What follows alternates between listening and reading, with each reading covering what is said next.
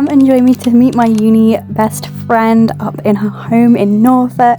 I went for a little mini staycation with her, and I went up through Liverpool Street and had a stop at the shops. The station is so much calmer than St Pancras, and I wish I could go up to Nottingham from here because it's a cute station. I had to stop and get a Costa. This was my little treat, and then I had a lunch, and oh my goodness, I got to see countryside again after being in an urban area for so long. I missed it.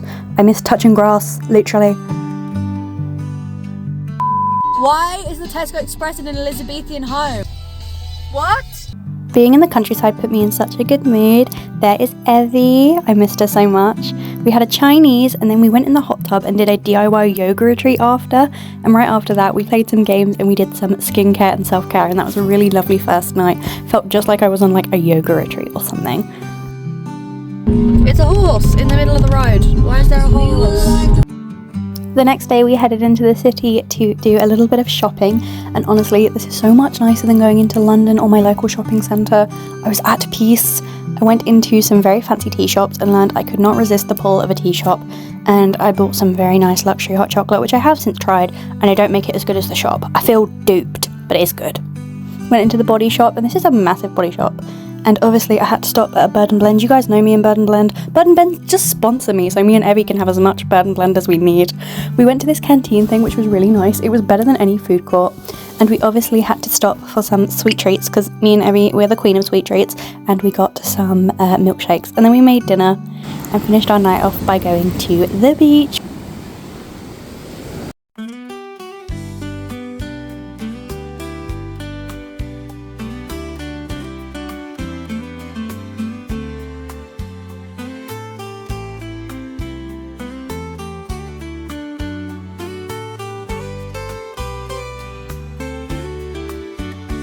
We spent the next morning going on a countryside walk before I had to go home, and the views were just incredible. I'm going to let them speak for themselves.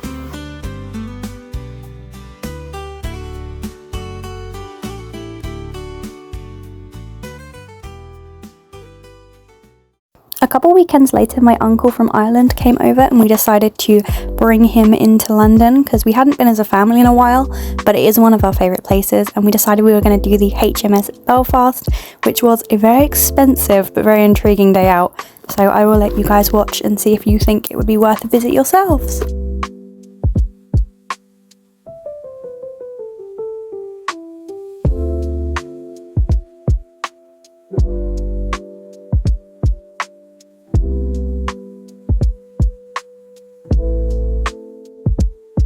We stopped off outside this market to get some ice cream, and it was expensive ice cream, I'll tell you that, but it was really good because they had like scooped ice cream available. It was really nice. But we ate that, and then we headed over to the HMS Belfast to do the little tour. It's not a shown around tour because the ship is like massive. I think that would take like 2 or 3 hours.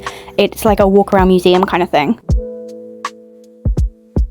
They have introduced these audio guides, which I thought were quite cool. They were a bit difficult to catch up with as you were walking around though, because you kind of move at a faster pace than they talk. But it was very interesting to hear some of the information I did manage to catch. And there were some very interesting little displays for the kids that had like these little mice with bagels and sandwiches and things around, which I thought was cute. It was really interesting because it genuinely felt like you were in the warship, which obviously it is.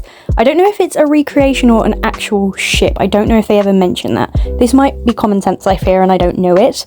But to be fair, I was too busy trying to follow the way around and not get lost because we all kind of split off a bit, which was one of the downsides. But honestly, it was a very immersive experience. Like, there's a lot to see and a lot to do. It's not just the bare bones, and you go really far down. We did go like on the top deck as much as we could because it was a very hot day, so we had to be outside as much. But the views were probably the best thing, and that was the money well spent, to be honest. Even if you're not really a history person, it was lovely to see the views of London and the Thames. There was also this really cool like signal room inside. Like, they do decorate the rooms well. We decided to go out for lunch to Borough Market, but Borough Market was so packed this day because it was so hot, and I think it was a weekend. So we decided to just head down to one of the restaurants on the side of Borough Market, and it was this really snazzy burger place, and apparently their gravy is like renowned. So I did try it, and it was very good. Our last stop was an attempt at the Tate Modern, but we learnt very quickly we weren't for modern art and did one floor.